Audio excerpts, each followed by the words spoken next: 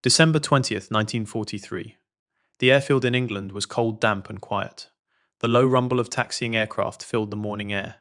Maintenance crews completed final inspections on B-17 bombers assigned to the morning mission over Germany. Ground personnel checked engines' control surfaces, fuel lines, hydraulic systems and defensive guns to ensure full operational readiness. The target was a shipyard in Bremen.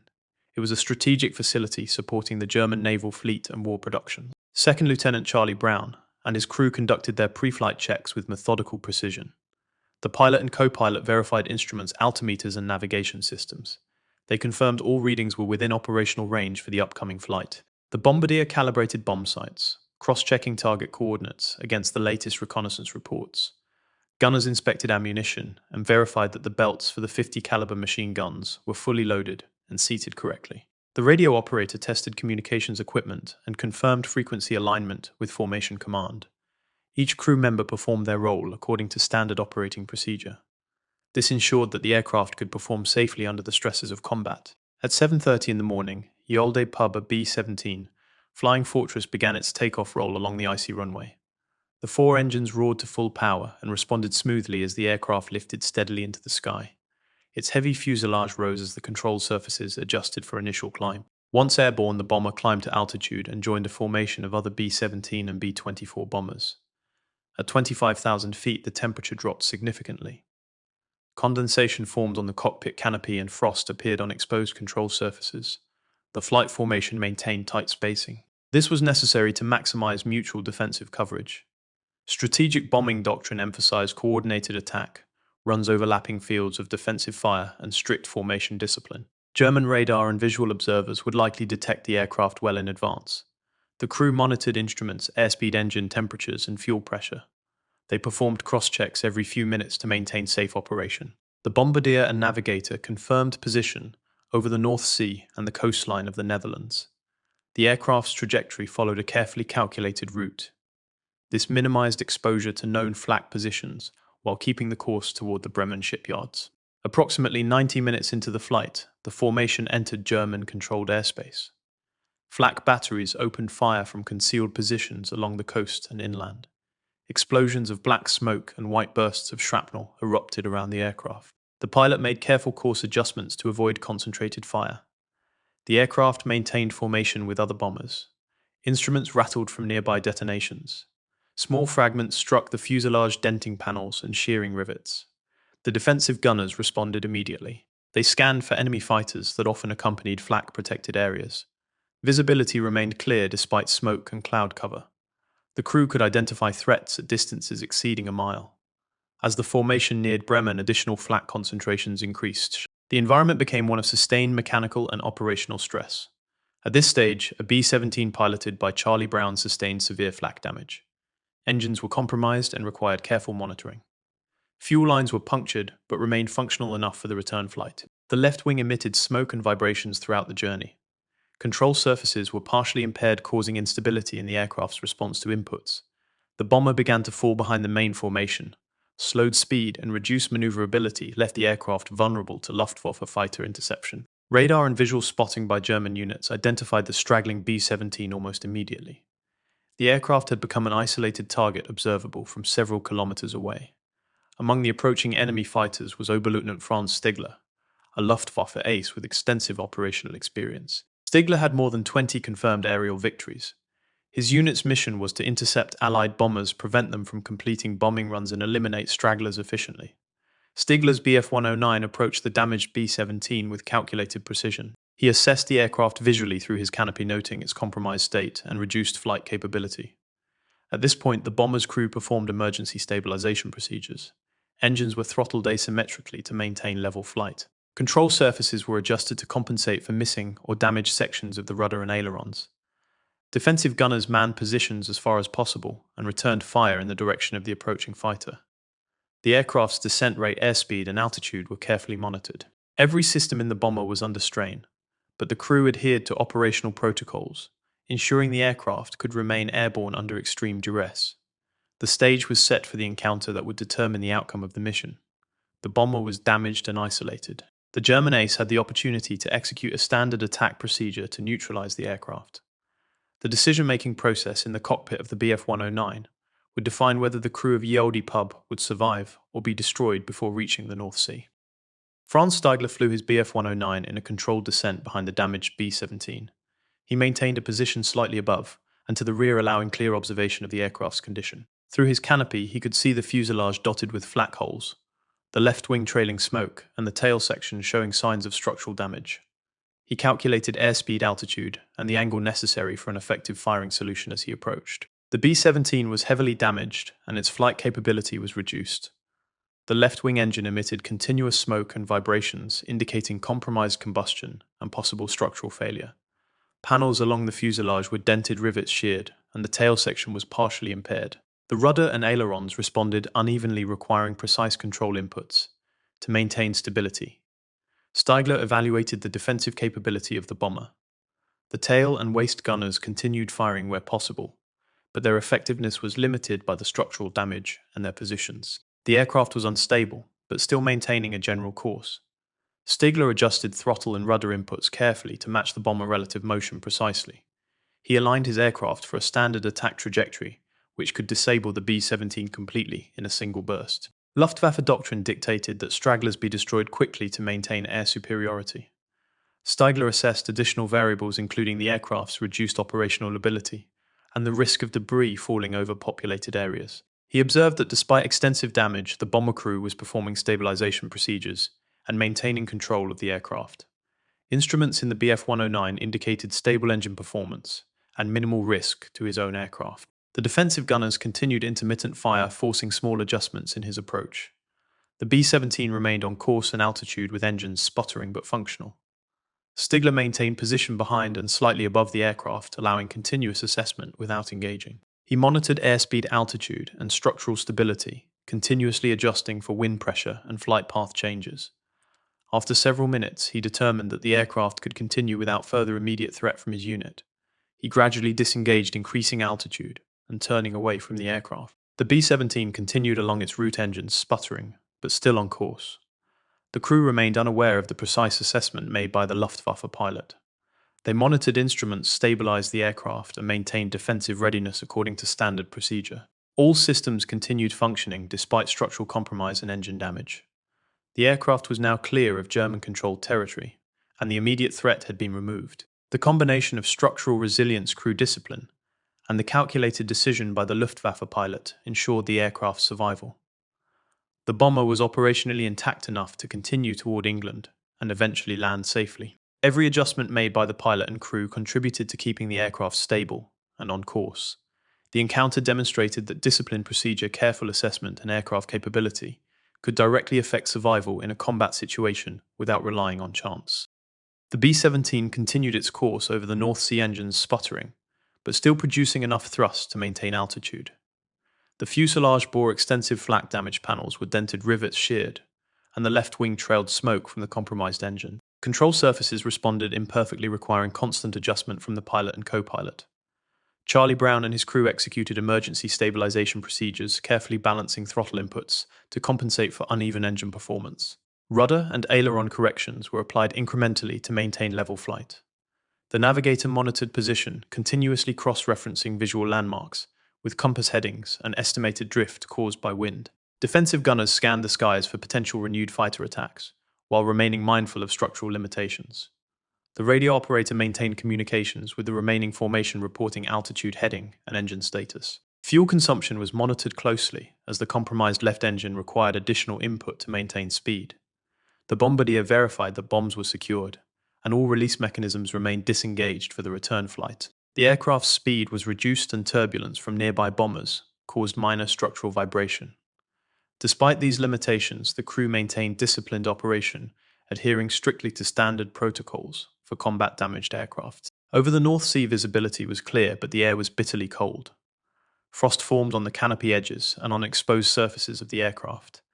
Engine vibration caused instruments to rattle slightly, requiring constant cross-checks from the pilot and co-pilot. The left-wing engine continued to emit smoke, indicating incomplete combustion, but it did not immediately compromise thrust further.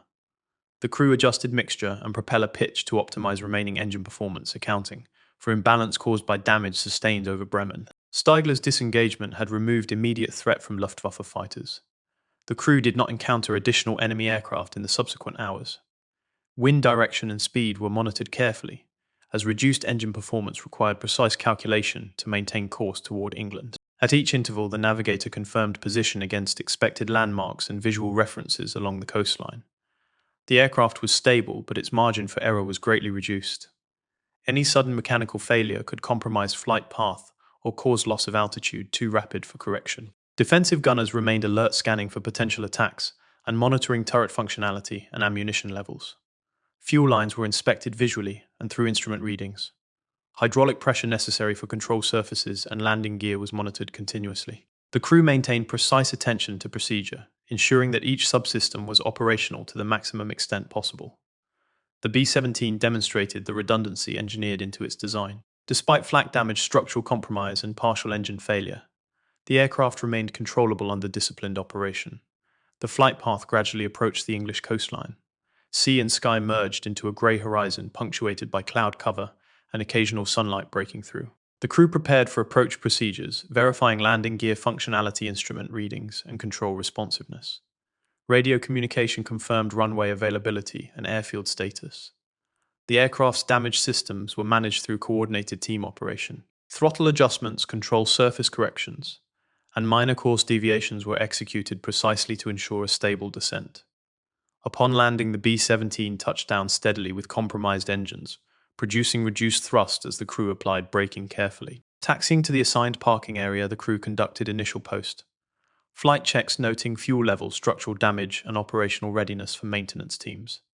Damage from flak was extensive, including punctured fuselage, compromised wing integrity, and partially disabled engine components.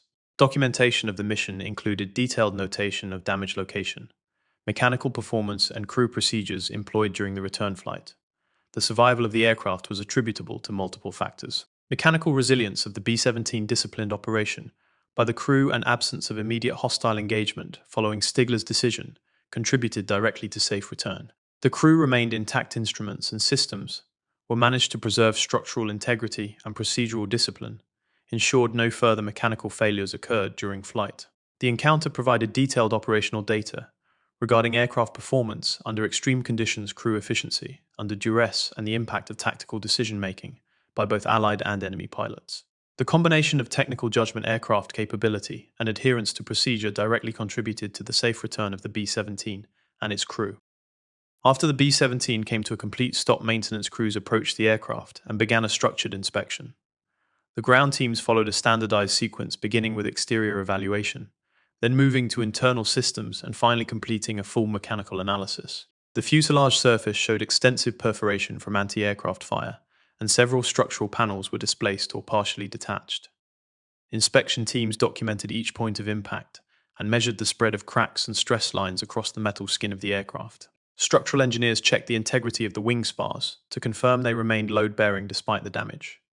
The left wing engine required immediate evaluation due to continuous smoke during flight. Technicians removed the cowling and examined the power plant, noting bent intake components and damaged wiring. Fuel line punctures were identified and marked for replacement to restore stable delivery to the engine. The propeller assembly displayed minor deformation, indicating that the engine had absorbed significant vibration throughout the mission. Control surfaces, including the rudder ailerons and elevators, were inspected next. The rudder mechanism showed clear signs of flak damage, and its connecting rods required manual realignment to determine operational viability. The ailerons responded with hesitation during manual testing, which matched the crew report of instability during flight. Hydraulic pressure readings taken after landing indicated reduced but functional performance within the safety margin. Electrical systems were reviewed to confirm that power supply had remained stable during the mission. Wiring across the left side of the fuselage showed multiple compromised sections traced directly to flak impacts. Technicians evaluated the oxygen distribution system, which had been partially disrupted by ruptured tubing in the rear fuselage. The defensive gun positions were examined to verify mechanical stability and ammunition feed integrity. The tail gun compartment received the most significant structural disruption and required reinforcement before the aircraft could fly again. The nose gun and waist guns remained operational, but their mounts needed recalibration after extended vibration. The crew provided a full mission debrief, detailing the sequence of events that occurred from the bomb run to the return landing. Their accounts aligned with physical evidence of damage and confirmed that stabilization procedures were carried out according to protocol. The flight engineer explained the adjustments made to throttle mixture and propeller pitch that successfully compensated for uneven engine output. The navigator documented the course corrections used to maintain heading across the North Sea despite reduced speed. Analysts compared the crew debrief with recorded instrument data to evaluate the aircraft's performance under stress. The findings demonstrated that the B-17 design sustained severe damage, yet retained operational capability due to redundant systems and structural durability. Documentation compiled during the analysis was added to ongoing research regarding bomber resilience in high-risk environments. Reports concluded that the combination of crew discipline, aircraft design, and tactical circumstances enabled the bomber to avoid catastrophic failure. The absence of a final attack by the Luftwaffe aircraft removed the last major variable that could have compromised survival. Engineers produced a detailed repair schedule outlining structural reinforcement, replacement of critical components, and recalibration of flight control systems. The bomber remained grounded until all safety requirements were met. Analysis teams presented the final assessment to command, noting that the aircraft had exceeded expectations under extreme conditions. The information gathered contributed to updated operational guidelines for damaged bombers returning from deep penetration missions. The findings also highlighted the importance of disciplined procedure when managing partial system failure during flight. Each observation reinforced the practical understanding of how B-17 aircraft performed under combat conditions and how crews adapted to maintain flight stability. This section of the analysis demonstrated the measurable factors that allowed the aircraft to remain airborne without relying on speculation or emotional interpretation. When the crew of the B-17 completed their debriefing, the mission report was filed according to standard United States Army Air Forces protocol. Maintenance teams inspected the aircraft and documented structural damage, engine condition, and electrical performance. Technical officers photographed flak damage and recorded the location of each puncture on sectional diagrams for later analysis. The report concluded that the B-17 had sustained severe but survivable damage, and that crew discipline had allowed the aircraft to remain airborne. No mention of a German fighter escorting the aircraft appeared in the initial documents, because no member of the crew had a full view of the entire encounter. Moments of extreme stress often cause gaps in situational awareness. The crew believed the fighter had withdrawn early, leaving no confirmed record of the escort that had actually occurred. Charlie Brown completed administrative paperwork while still trying to understand how they had survived the final phase of the mission. He recorded engine failure vibration patterns, fuel consumption irregularities, and the general behavior of the aircraft under combat conditions. The medical officer documented injuries sustained during the flight, including frostbite lacerations, bruising, and shock symptoms. The crew were cleared for rest and recovery according to standard post-mission medical procedure. B-17 Yaldi Pub was moved to a maintenance hangar for full structural restoration. Technicians removed damaged panels, inspected load-bearing supports, and assessed the condition of the tail assembly. The left-wing engine was disassembled and inspected for internal fractures caused by flak bursts and prolonged vibration. Debris was collected from the fuselage and catalogued for intelligence review. Engineers later determined that the bomber had been minutes from critical structural failure during its return flight. Despite this assessment, no document indicated the presence of an enemy pilot who had chosen not to destroy the aircraft. This absence of documentation remained unchanged for many years. During this period, Franz Steigler continued his duties in the Luftwaffe. He participated in additional missions over Germany, Italy, and North Africa. Like many pilots, he focused on operational objectives, aircraft maintenance, and survival during increasingly difficult conditions. Steigler did not report the escort incident formally because it would have contradicted Luftwaffe expectations and wartime doctrine. Members of his unit recorded only standard mission outcomes, without reference to the decision he had made during the encounter over Bremen. His logbook entries for that day noted interception flights, altitude changes, and fuel consumption, but omitted the escort of the damaged American bomber. As the war continued, both Stigler and Brown operated independently in different theaters, unaware that the other had survived. Charlie Brown completed his tour of duty and returned to the United States, where he resumed civilian life. He carried memories of the mission as part of a larger record of wartime experience, but without knowing the identity or intention of the German pilot who had appeared in the final minutes of the flight. Franz Steigler witnessed the gradual shift in air superiority and the increasing pressure placed upon German pilots. He flew until fuel shortages, mechanical wear, and operational strain limited active flight operations. When the war ended, he sought a new life and eventually emigrated from Europe to begin post-war civilian work. Neither man knew the other's fate. For decades, the encounter remained undocumented and unconfirmed except in the memories of the two pilots. The event existed only as an unrecorded moment preserved through individual recollection without official recognition. This silence would continue into the later years of their lives. Neither pilot expected that the other had survived long enough to be found. Yet the absence of closure grew slowly in Charlie's mind as time passed. He held a consistent memory of the fighter pilot who appeared behind his crippled aircraft and did not fire. That unanswered moment remained one of the lasting questions of his wartime experience. It would eventually prompt a search that would lead to one of the most remarkable reunions ever recorded between former combatants. A search that would finally reveal the identity of the pilot who made a deliberate choice in the skies over Germany. A choice that saved an entire crew, and a choice that would bridge two lives separated by war and time. After the damaged B-17 returned to base maintenance crews, immediately began a full structural and mechanical assessment. The aircraft was moved into a designated inspection area, where technical personnel documented the extensive flak damage sustained during the mission. Panels on the fuselage displayed punctures and tears across multiple sections, which indicated concentrated anti-aircraft fire. The left wing engine showed evidence of partial mechanical failure caused by fragmented shrapnel entering the combustion area. Hydraulic lines exhibited reduced pressure with several sections requiring full replacement.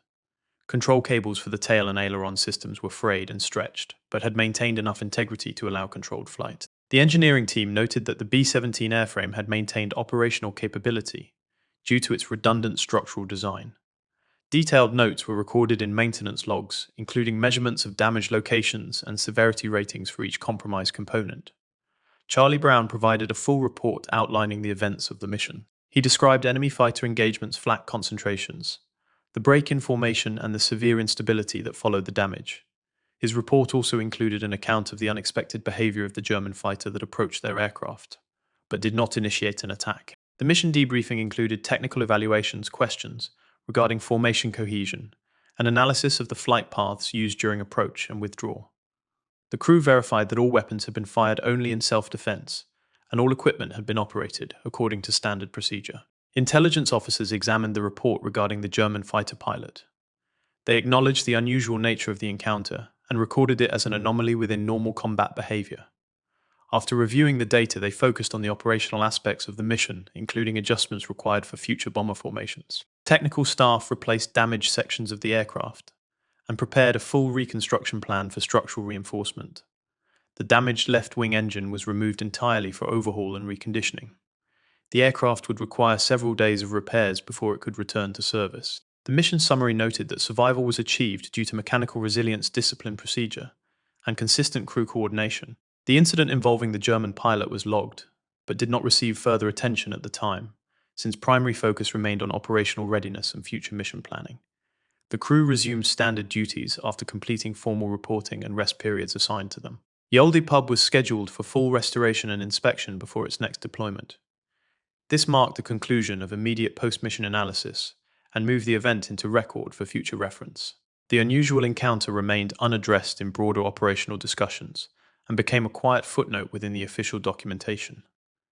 Years later, this footnote would gain significance as new information emerged and personal accounts surfaced. It would become clear that the brief moment over Germany had created a connection that neither pilot fully understood at the time.